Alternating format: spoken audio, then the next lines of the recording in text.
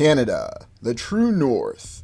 Today on the Restitutor Orbis channel, we're going to explore that mystery in the incredible city of Montreal, or Hochelaga. Perhaps it had other names we're not familiar with. We'll look at a mysterious explosion, an incredible airship journey, and yet another expedition to the North Pole in Legends of the True North. In Canada, they have the golden arches with a maple leaf. And Ray Kroc, after he had taken the idea of McDonald's, or bought it, decided to make McDonald's a temple. Although, the problem with a temple is it can easily become a temple of doom.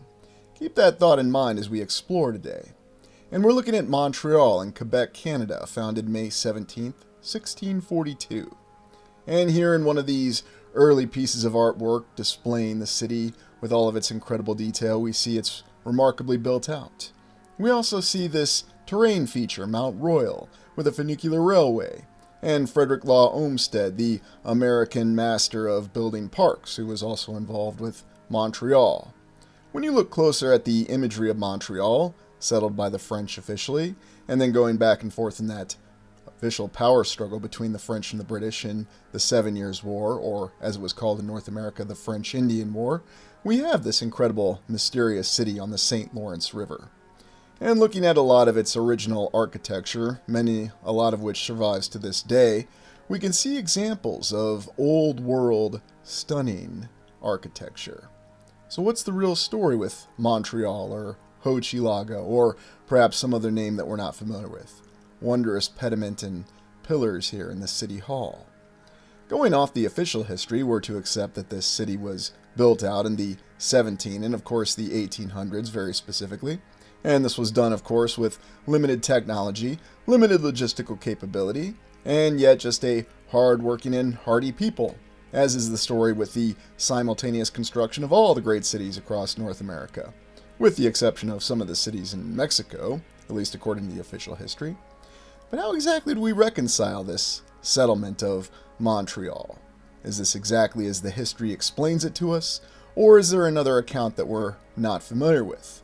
Perhaps an account of a people lost at sea who just suddenly and abruptly settled the city with existing structures that were already there. Looking at the early maps, we see that Montreal has that star fort shape to it. And I'm not just talking about a singular star fort, although there is still the remains of the singular star fort, the original star fort of the city as it were, but also a star fort shape around the perimeter of the city. Yes, of course, the official account will tell us that these are fortifications and that they were impregnable. In other words, no one could attack them. We'll just forget about that example that we have of that little star fort that we looked at up in Hudson Bay. But I've often wondered about Montreal as a mysterious city. And of course, from the American perspective, Montreal used to be heard a lot more, especially when they used to have a Major League Baseball team. And I don't say that to rub salt in the wound. It's one of those interesting things that happened at the tail end of the 20th century. The Montreal Expos were actually leading the standings when the baseball strike occurred in the 1990s. Looking closer at the city, though, we have these images that bring about these questions. Again, we see an industrious people, and yet are we to believe that these people were responsible for this incredible architecture? The official history assures us that's the situation. But yet we see many different plans and layouts of the city, and we have other names for it. Hochelaga and other original names for the original fort. Of course, Montreal being named after that nearby terrain feature, Mount Royal. It's always intriguing to me, though, to see the various manners in which a city is planned out. And whether we're looking at a city in Canada or we're looking at a small town in Iowa, Nebraska, or Wisconsin, it always seems to have many of the same, how shall we say, similarities with the official history. There's always fires that destroy buildings. There's always this incredible plan to lay out the city. There always seems to be some dominant terrain feature nearby. Let's not forget the incredible bluff at La Crosse, Wisconsin. La Crosse, another town that was originally settled by the French in an area that went back and forth between the French, the British, until it ended up sold back to the United States. Now, looking at Montreal, we see that there are great examples of the incredible old world architecture that do reside in the city to this day. so credit has to be given where credit is due for preservation. What an incredible structure, though, with this pediment and these fine different pillars and columns, and the portal windows. It never ceases to amaze me, though, how we seem to have the same origin of every single city throughout North America. It begins with a star fort, and then we end up with a star city. I suppose we can explain that with the usual explanation of the fact that bastion forts, the other name for star forts, were very, very easily defended. Although we remember the example of the Prince Edward Star Fort up off the Hudson Bay. Many of the images of early Montreal show us a very well built up city with old world architecture mixed with a little bit of quite a lot of settlement. Yet trying to decipher the real story behind this city, here looking at this impeccable market, and yes, this is exactly the kind of structure that you need for a market. A dome with a cupola, many pediments and columns, that says market. I mean, why don't we build markets or arcades or whatever we call them today with these same structural features? What gives? Why was it so easy to do this in the 1700s and the 1800s, but we just don't do it now? And I know we'll get the usual series of explanations. It was simply more cost effective back then. People worked a lot harder, and because people were willing to work harder, or essentially for free, as some would have us to believe, that structures like this and building out a city in the 1700s and 1800s without any sort of mass transportation system and very limited logistics was quite, in effect, possible. But you won't see a structure built like this today. Not in Montreal, not in New York City. You'll see a large glass and steel tower built first, or at least whatever composite materials we're using. Looking at the older images, though, what impresses me about Montreal is that we have all these different neighborhoods within the city that have different stories. Well, let's start by taking a look at the Basilica of Notre Dame of Montreal, or the Notre Dame Basilica of Montreal. Built 1823 to 1865, paid for in 1832, and made from stone from nearby Griffintown. Yes, this is Griffintown, a section of Montreal. And there was even the St. Anne's Church that was lost during the urban renewal of the 1960s. So as we can see, Canada had its own period of urban renewal. But looking at this basilica, and by the way, I think all the churches in Montreal are basilicas. It is, after all, a well-known Catholic area. And it may not seem like it's that impressive of an edifice. But as you know, after doing explorations here, we know that there's always more to the story than just looking at the exterior. Now, is this just stone? Usually we have some elaborate name for the stone. And I suppose I have to give credit to Canada for not trying to come up with a more elaborate name. You know, thinking of that episode of Mystery Science Theater 3000, where they were talking about the movie Cave Dwellers, how they would come up with intricate names to make their rather cheap props seem more incredible, much like we have different names for different stones. Red Romanesque stone, and of course Anamosa limestone in Iowa, but they just call it stone. And here's the original church that the Notre Dame Basilica of Montreal was built to replace. How intriguing. It looks like it was already there. And what an impressive church that they replaced to begin with. And here we can see some of those incredible stones that were brought over from Griffintown. And no, I'm not making up the name. Griffintown is what that nearby neighborhood was actually called, although named after a woman who managed to procure funds to buy the area. What an incredible interior, though. And when we look at these basilicas, when we see these kinds of interiors, this is probably one of the most impressive details that we oftentimes overlook. We'll explain this away as simple 1800s construction that took multiple decades, and that simply explains it. But who's building churches like this? Who's laying out interiors like this anywhere? I know I'll probably get someone in the comments who will tell me they're doing it all over the place. I can think of lots of examples. I won't name any specific examples, but there are lots of examples. And of course we have the circular stairways, one of the signs of old world construction. And of course a very elaborate and ornate organ. What was the original purpose and intention behind this structure? Could it have served some other religion in the older times?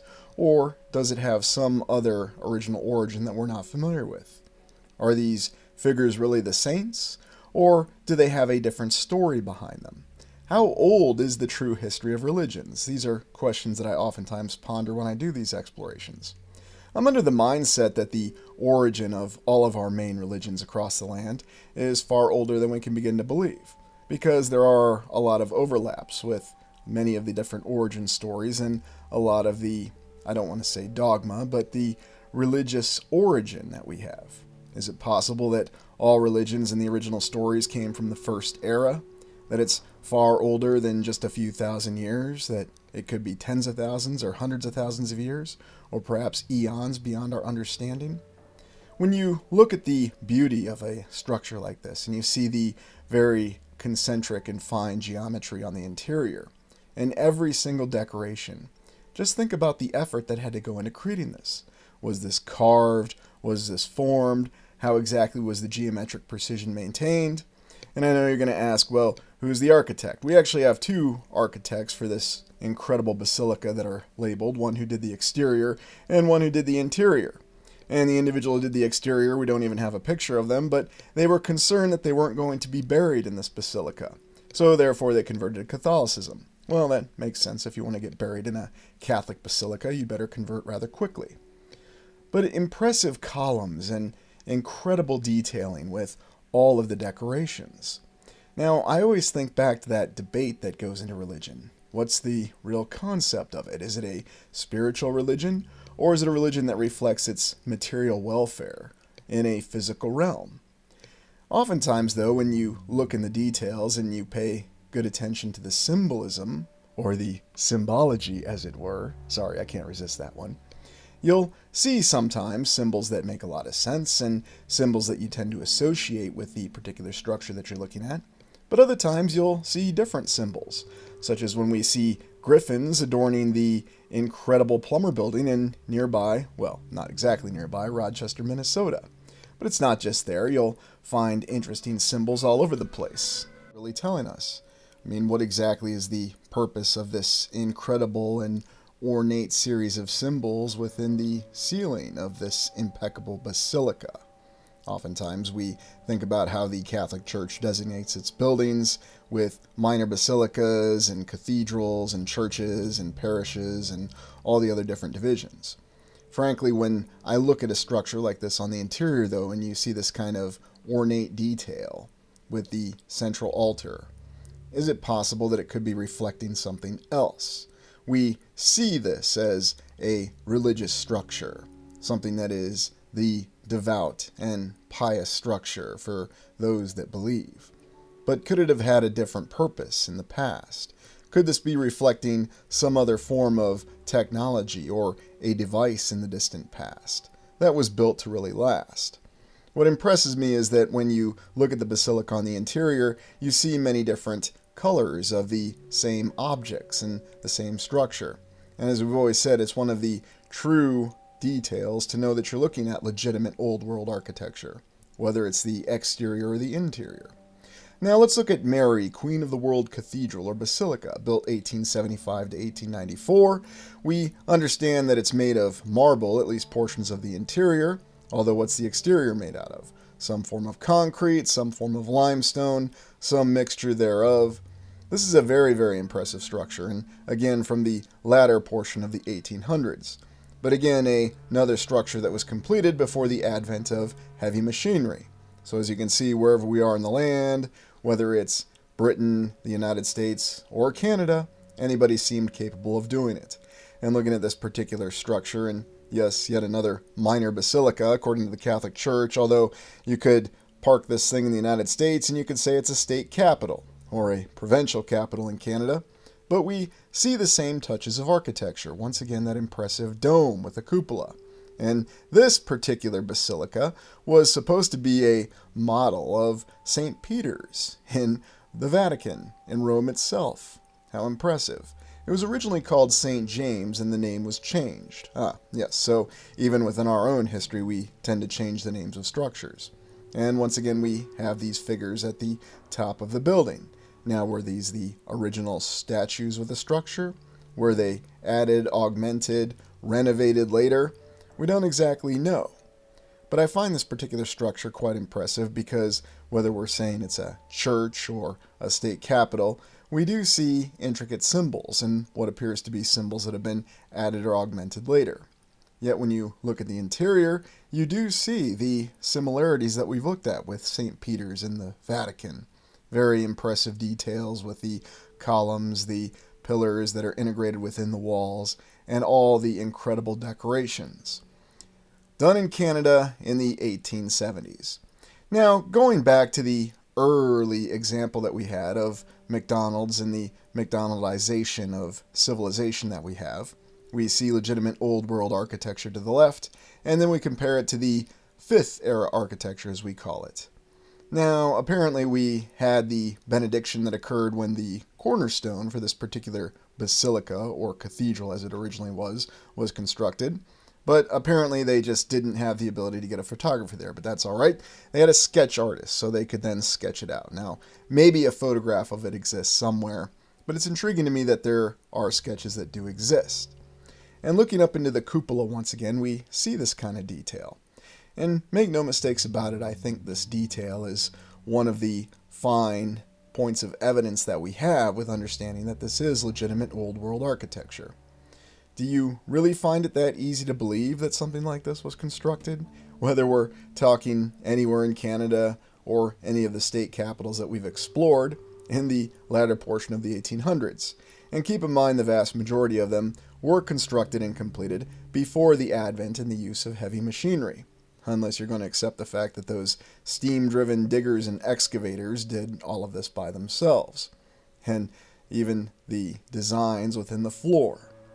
Trying to understand what the original meaning was. But when you look deeper within this particular basilica, or cathedral as it originally was, you'll see the examples of marble. I wonder if they would say that this particular basilica has multiple different types of marble. They inform us that they got the marble from Italy and brought it in. And what exactly is this material? Is this gold? Is this reflecting a figure of St. James? Why is it that the central altar looks exactly like the one in St. Peter's in the Vatican? Is it possible that it could have a very different origin? And again, looking at the impressive and decorated ceiling, we see these unique symbols. And yet, are these symbols to be associated with the Catholic Church, or do they have an entirely different meaning? And where and how were we able to do these kind of decorations in the past? How was this cost effective? Even if we do accept everything that the official history tells us, that yes, logistically this was possible, that yes, people were willing to work 24 hours a day, 7 days a week, and they required minimal sustenance and virtually no sleep, and we accept that this was actually pulled off under 20 years to include the interior. And it's intriguing when you see the distortion on certain images, that you can't always acquire the best images for certain areas within these structures. I'm sure that's just because I'm not a very good researcher and I can't always find the best images. And I'll just go ahead and admit that. But looking at some of these details on the inside, you really just have to be willing to ignore a lot of things to accept the fact that this was a structure that was built within our official historical timeline. Because Montreal has nothing but basilicas all through and around it. There are incredible cathedrals that are throughout the United States, and we've looked at many. Now let's look at St. Joseph's Oratory of Mount Royal, another basilica built 1914 and 1967. It's also a national shrine. Yes, another one of these.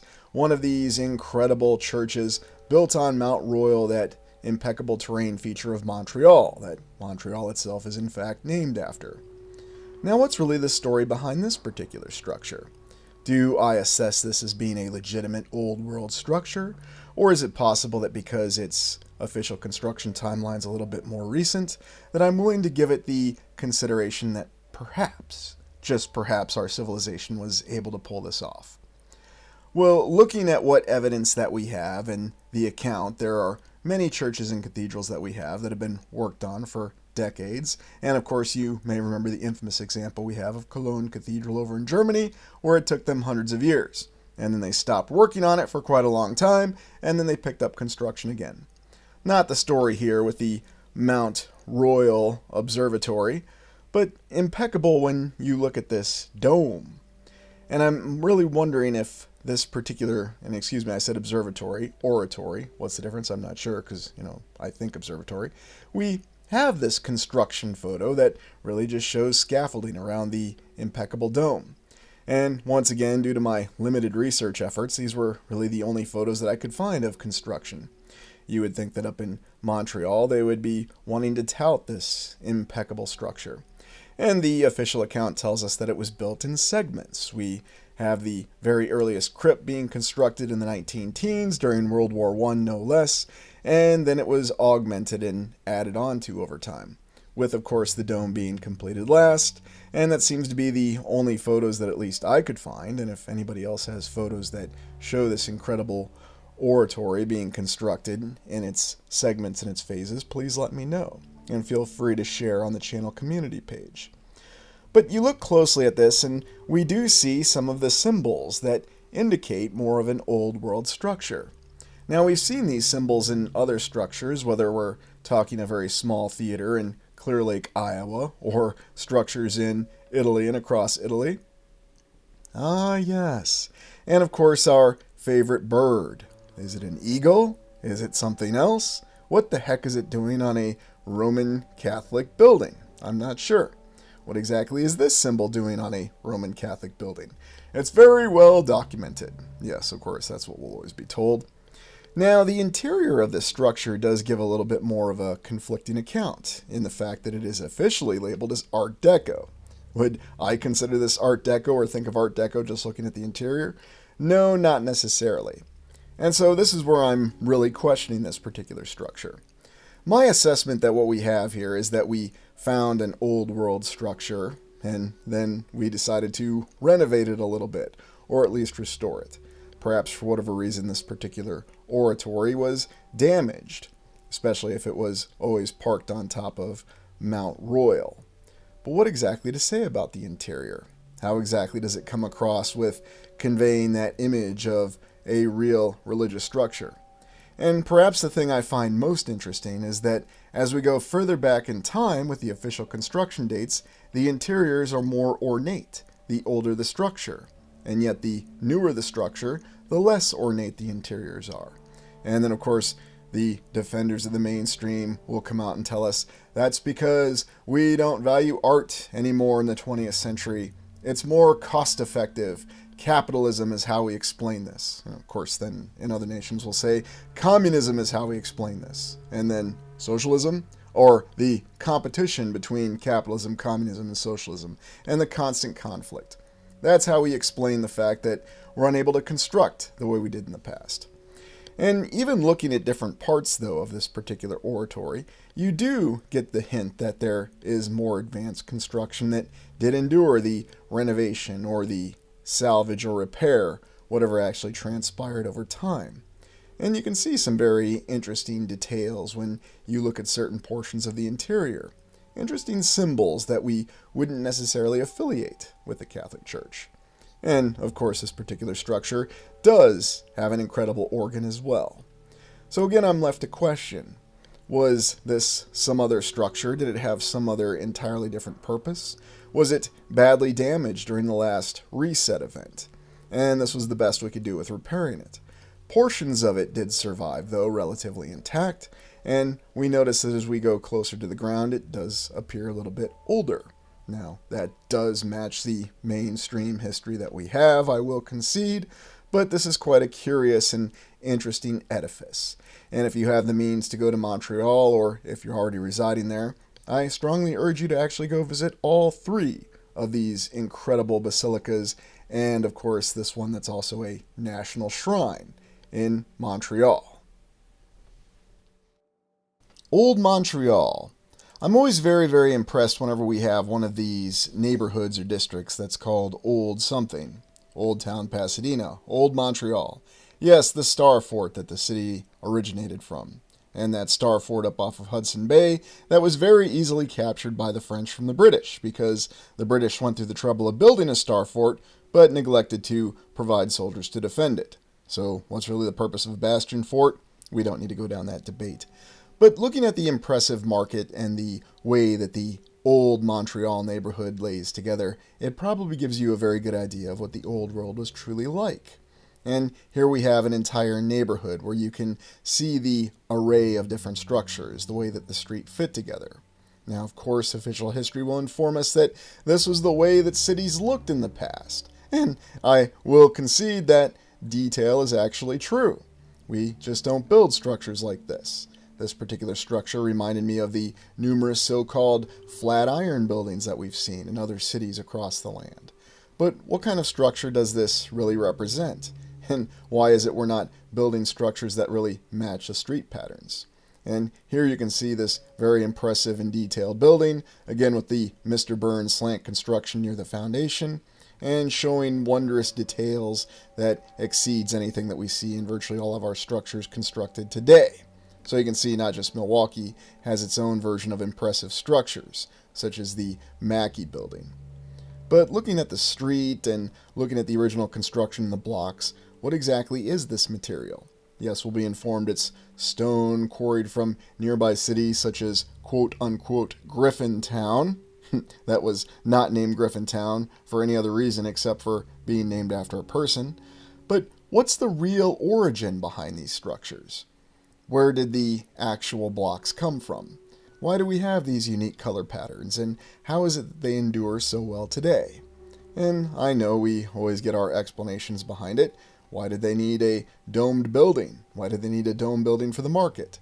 It should be noted, though, that Montreal shows its more modern or Fifth Era construction here in Habitat 67, looking like something from the Board Collective, and I suppose it's there to remind us that, yes, Montreal is now in the Fifth Era. And then much as Paris has its tall and impressive skyscraper, Montreal has its tall and, in my humble opinion, rather featureless skyscraper as well. So even though they preserve, there are still challenges. Now let's go over to look at the bridges of Niagara River. Bridges of Niagara River. The Niagara Falls Suspension Bridge, the very first railway suspension bridge ever constructed. And how intriguing that there were all these crossing points right at the Niagara area. That area that we've explored many times, that's not too far from the Erie Canal, and we're still looking at this incredible water highway with the way the Great Lakes are connected and the St. Lawerence River / St. Lawrence Seaway that runs out to the Atlantic. This was the very first railway suspension bridge in the history of the world. And strangely enough, if you look at some other historical accounts, there are references that those incredible pillars that these suspension cables are hung from were made of wood. This is William Hamilton Merritt, main proponent of the bridge. He was a businessman and politician in Canada, fought in the War of 1812, and was even captured in the Battle of Lundy's Lane, one of the few battles the United States Army won because Winfield Scott was in charge. Here's Charles Ellett Jr., an American civil engineer from Pennsylvania, and he had the initial design for this impeccable suspension bridge in the 1850s, no less. Yes, that's when they were doing this. But ultimately it was John Augustus Roebling, an American civil engineer born in Germany, who history labels as the final designer for the final bridge. And it should be noted that he was the architect behind Brooklyn Bridge in New York City, featured in the Ken Burns special. Yes, go back and watch that particular documentary from the 80s if you want to see something interesting. But these bridges interest me, especially this suspension bridge being the very first one in the world, because it features some rather unique design elements. And of course, I'll always ask the question, why aren't we building bridges like this today?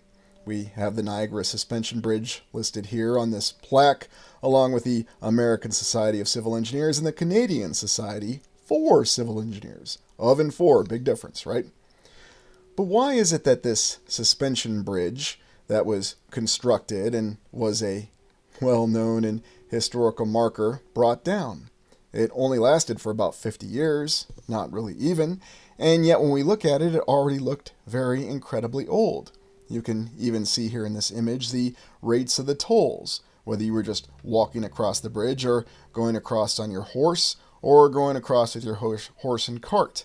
There's even some interesting regulations about what you could actually say going across the bridge. Now tell me, what are your thoughts when you see these stones here? I mean, how old does this structure really look? Here we have Maria Spelterini, who crossed the Niagara Gorge for the U.S. Centennial celebration. Yes, I wonder if we'll get any high wire acts going on in the next U.S. anniversary celebration for its 250th anniversary.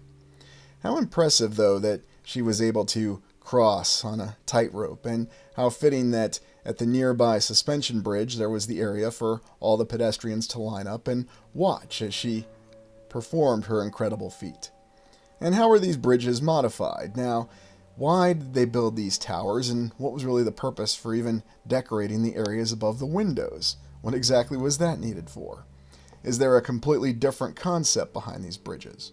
And this is where this gets even more interesting, because a lot of these bridges were modified and altered over time. You may remember our infamous example of the aerial lift bridge in Duluth, Minnesota, how that was originally supposed to be an aerial ferry bridge. And yet somehow, some way, that exact same infrastructure, the original construction, was able to be converted to an aerial lift bridge. That's what the official history says. Now, if you talk to any civil engineer about the practicality of such a conversion, it's not exactly the easiest thing to do. It's not impossible, but it is extremely difficult. And perhaps when we consider the fact that there are very few things that are heavier than a train, especially a train that's pulling many cars behind it, then we have to appreciate the infrastructure that went into these early suspension bridge. This one being featured in Minnesota off of that interesting island that's not too far from Minneapolis. So what was the real story behind these original bridges? And why was there such a focus to build the bridges in Niagara? It seems as though the origin point, or at least the survival point for a lot of enclaves of this previous civilization, if it did in fact existed, definitely seems to be centered around the area that we think of as the Great Lakes. And of course the St. Lawrence Seaway, the St. Lawrence River, the Erie Canal. Is it possible that that was all salvaged infrastructure that was pressed back into service, and the civilization of the Fifth Era that was constructed around that? Looking here at the map of Niagara Falls, and we've explored Niagara Falls before, and I'm looking forward to all the comments that I'll no doubt get from all the people who will claim to have witnessed events that occurred in the 1800s, or their grandfather's best friend, sister's brother's boyfriend's brother's girlfriend, who was there to watch the construction of this bridge. And I feature this image because this is the kind of infrastructure that we'd expect to be present for bridge construction. Got to give those individuals credit for actually being on that beam as they were laying it in place. But whether you're looking at a picture or you're looking at some artwork of the original suspension bridge over Niagara Falls, it's very, very impressive. And as I said, I don't think those towers were ever constructed of wood, but you will find some written accounts that indicate that they were constructed of wood. Clearly there's some sort of blocks. Where exactly did they come from? What material were they made of? Why did the bridge already look so old when it was already established? And why do we have so many different variations of the bridge? For example, here's one of the conversions that we have. They transformed it into a steel suspension bridge, getting rid of that schlocky rock that apparently just didn't work so well. It's another one of those interesting conflicting accounts that we have. And for all these different variations of bridges that we have. Is it the same bridge? Is it a new bridge? What's really happening with it?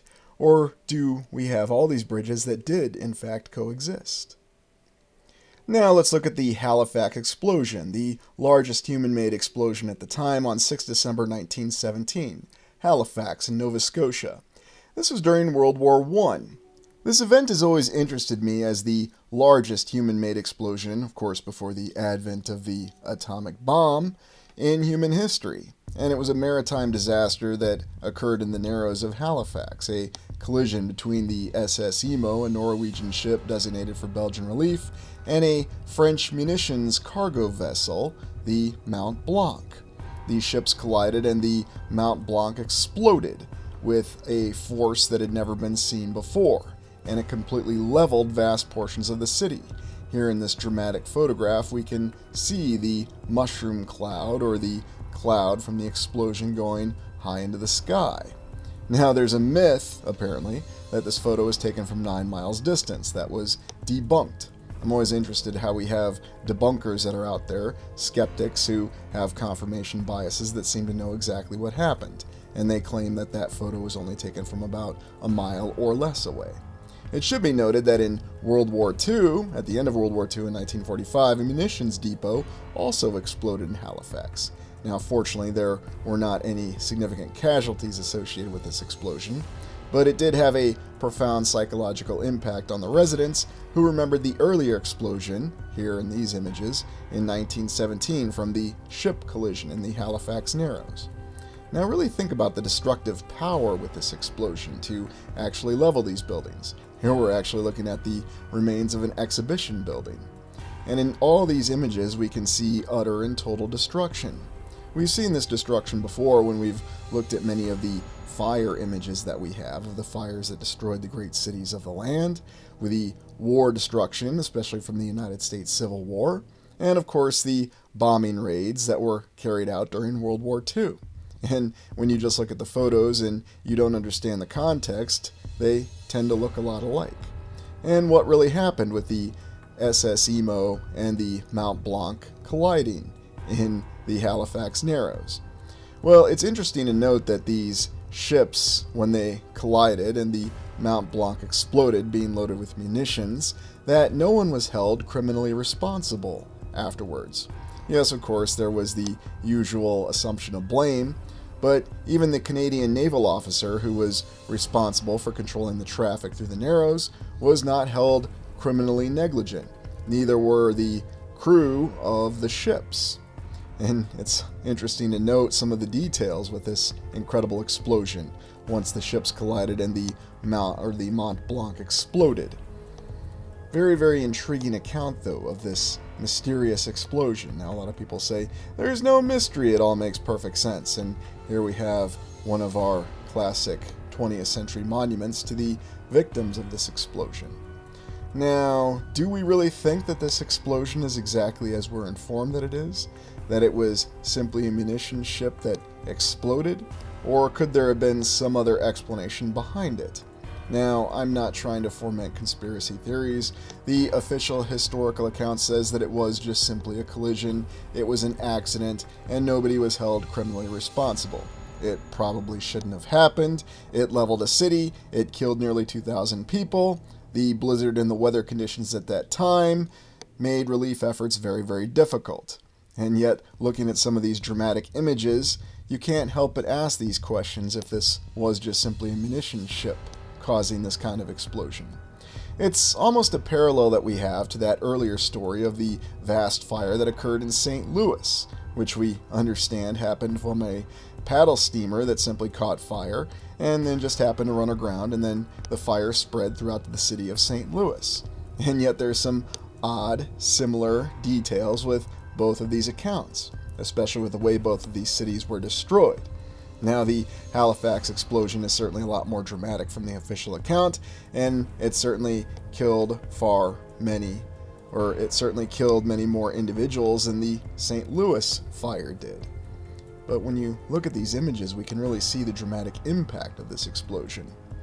And you can definitely understand the reason why I highlighted the subsequent explosion that occurred in 1945 at the munitions depot still having a psychological impact on the residents of Halifax, remembering what had transpired in 1917, even though the 1945 explosion did not match this explosion of the Mont Blanc explosion. So what really happened? Well, you can certainly look at the official account and accept that it was two ships colliding. How does it compare, though, to an atomic bomb, the Fat Man nuclear bombing of Nagasaki, the last nuclear attack in history in combat with a 21 kiloton yield, plus or minus a few kilotons?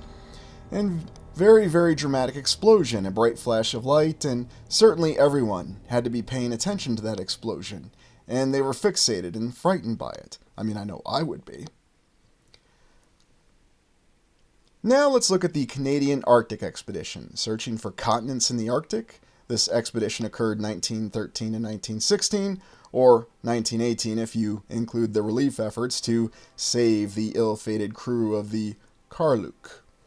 Now, what exactly was the intention behind this expedition? We've looked at these Arctic expeditions before, and most famously the Franklin Expedition, which it should be noted that officials tell us that they've located both ships, the Terror and the Erebus, from Franklin Expedition, and they even have mummified remains of the crew members. Here's the Karluk from this particular Canadian Arctic Expedition. And what was the purpose of the Canadian Arctic Expedition? The goal of finding a continent north of the Canadian archipelago. And where would someone get an idea that there was a continent north of the Canadian archipelago? Well, apparently it was in the Mercator map, and it was also in the Urbano Monte map. Although, at this particular time frame, they didn't have access to the Urbano Monte map. It hadn't been found in the toilet just yet. But don't worry, they would find it. And here's our expedition leader, Valhalmer Stephenson, Arctic explorer and ethnologist, expedition leader. Now, he was from Manitoba, Canada, but he was educated at the University of Iowa. Yes, he was educated at the University of Iowa. I'm not making that up. And he got his Canadian citizenship back so he could lead the expedition. This is Robert Bartlett, full-time explorer, captain of the Karluk. He spent more than 50 years of his life mapping and exploring the North Pole. Here's Robert Perry, American and naval officer and explorer who claimed to find this area called Crockerland and the first to reach the North Pole. But Wally Herbert debated his findings, and he was actually the first one to walk to the North Pole in 1969. Here we have Rudolph Martin Anderson from Decorah, Iowa, and another graduate of the University of Iowa who accompanied this Canadian expedition. And here we have this image of Decorah, Iowa from the early 1900s. Lots of lovely old world buildings and not too far from Dubuque. So what exactly is going on with all this focus and this attention on the North Pole? We have Robert Perry, a U.S. naval officer and explorer who claims to have been the first to reach the North Pole around 1909. But then we have the subsequent British explorer in 1969 who really did apparently reach the North Pole by walking across the Pole of Inaccessibility with his sled dogs. And then apparently the data that Robert Perry's expedition had recorded in 1909 had not been seen by anybody, but they gave it to old Wally so he could verify that no, Robert Perry never really actually reached the North Pole. But I did. It's a very odd series of conflicting accounts. It's rather similar to that account that we have of Roald Amundsen saying that Richard Byrd did not actually fly to the North Pole. I mean, he wasn't even on the expedition, so how would he know?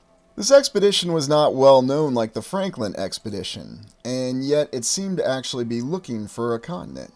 Now, the odd thing is that Stephenson actually left the ship, the Karluk, when it became trapped in the ice, and decided to go about on his own explorations going around on a dog sled.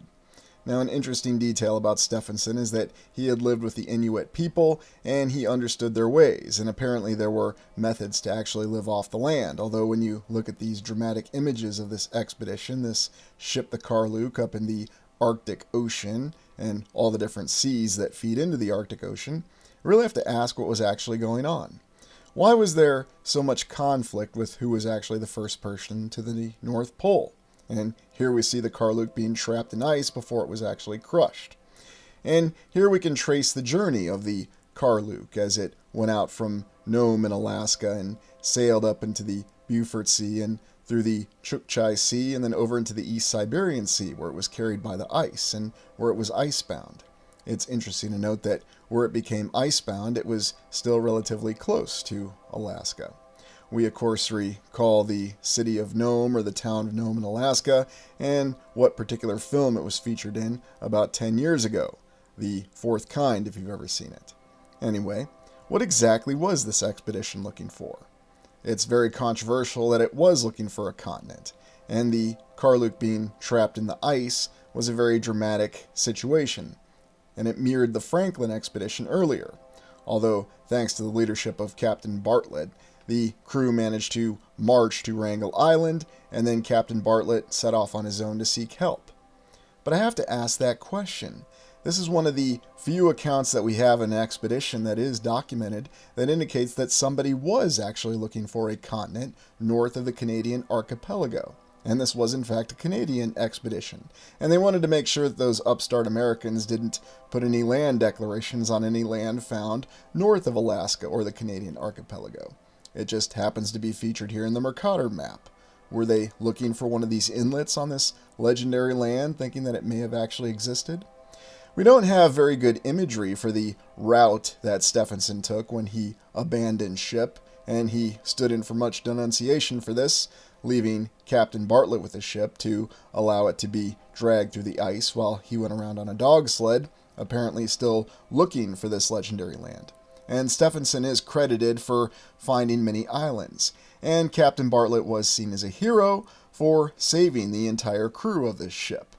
Very interesting that there were many natives that were part of this crew, and they seem to have the ability to survive. Here we have a picture of the Karluk survivors on board the Bear after Captain Bartlett had completed his rescue mission. And here a pre-expedition photograph. Ah, yes, what is it with all of these early photographs and the way these individuals always appear in them? And you've got to appreciate Stephenson's bowler hat. That's definitely a sign of the times before they left Nome. But when you look at a lot of these images, the question has to be asked, are we really getting the full story for what happened here? We think that we are having all the details presented to us based on the written accounts and the pictures. But is it possible there are a lot of details that have eluded us? Now, once again, I'm not suggesting that there's any sort of cover-up or anything like that. But it's rather fascinating to me how even, say, the Franklin expedition, a very famous and well-known expedition by the British Royal Navy trying to find the Northwest Passage by sailing through that rather tricky area of the Canadian archipelago and the frozen Arctic Ocean. I'm also impressed by Captain Bartlett's 50 years of exploring through this particular area. It's safe to say he knew it better than any human being, and official history says that no one else sailed it as much as Captain Bartlett did. And yet he very nearly met his doom on this particular expedition. He was also involved with Robert Peary's earlier expedition in 1909. Talk about a guy that got around. Now, this is purported to be an image of Wrangel Island, which is at the time part of the Soviet Union or Siberia. Very interesting that a group of a Canadian expedition with American educated doctors and experts happened to end up in Russia or the Soviet Union. And these images definitely give us an idea of just how desolate this particular area is. But why is it we still have this enduring mystery with the Arctic Ocean? Yes, we can take the account of Old Wally earlier, our British explorer who happened to verify that Robert Peary didn't reach the North Pole because classified documents were for some reason made available to him, and even though he was the same guy who went on an expedition in 1969, coincidentally, he reached the North Pole, crossing the so-called Pole of Inaccessibility, yes, that's what they call it, just a few months before Apollo 11 put people on the moon, again according to official history. So how fascinating, what an interesting overlap. Because you ask this question with all of these attempted expeditions to reach the North and, of course, the South Pole, and all the controversy around it. Did Robert Peary really reach the North Pole in 1909? No, he didn't. Did Richard E. Byrd actually fly over the North Pole in the 1920s? No, he didn't. But Roald Amundsen reached the North Pole, and we'll talk about that in a moment. But this expedition's interesting because it doesn't really have a lot of attention. The Canadian Arctic expedition. And we'd certainly expect that Canada would have launched several expeditions to understand and map the islands. Now think about this with the Graf Zeppelin, and then of course these three polar explorers. Is there some reason that they knew that Robert Peary couldn't have actually reached the North Pole or the area thought of as the North Pole? That the only way to actually reach the North Pole was the way that Roald Amundsen did, by taking an airship. Now, this is the airship R100, the British airship, when it made its flight around Canada, and we've looked at these images before. But this is the real question that I'm looking at with all these expeditions. Because how could they be so certain? And it seemed to be there was quite a lot of certainty that both Robert Peary and Richard E. Byrd, both U.S. naval officers, did not actually reach the North Pole. Or that they, dare I say, falsified their documentation. That's what the official history says. That's quite a charge to indicate that U.S. naval officers are falsifying official records just to get into the record book. So what really happened? It's hard to say. It really makes you wonder if there is some more detailed information to be sought up in that Arctic Ocean, that maybe we're not getting the full story. Why was it not until 1969 that the first overland expedition actually reached the North Pole? And whatever became of Stephenson, our expedition leader? Well, after the Canadian Arctic expedition, he subsequently promoted another expedition to settle Wrangel Island. He sent 4 whole individuals to colonize it, and it caused an international incident. I'm kind of surprised that anybody in the Soviet Union at that time even cared. oh, there's 4 people from Canada that settled on Wrangel Island, we'll just leave them to the elements. And that's in fact what happened. They all died. I mean, who was even on Wrangel Island that alerted the Soviet government that, yes, they put up a Canadian flag there, and that's just such an international incident? Stephenson, though, despite the controversy and despite the denunciation he faced for abandoning the Karluk and then for the failed Wrangel Island expedition, is still remembered well as one of the original Arctic explorers, despite his apparent controversial theories on certain backgrounds and, of course, looking for a continent north of the Canadian archipelago. But what became of Stephenson? Well, eventually he passed away, but he did face some rather difficult times during the 1950s.